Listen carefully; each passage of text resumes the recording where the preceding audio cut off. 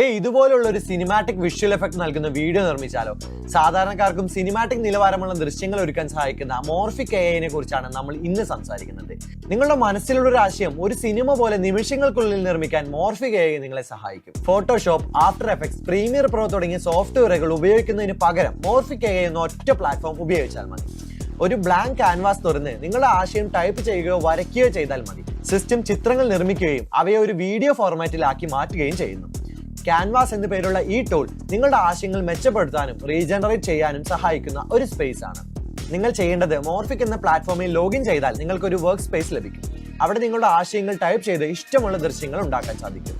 Imagine bar എന്ന ഭാഗത്ത് നിങ്ങളുടെ പ്രോംപ്റ്റുകൾ നൽകി നിങ്ങൾക്ക് ആവശ്യമുള്ള ദൃശ്യങ്ങൾ നിർമ്മിക്കാൻ സാധിക്കും.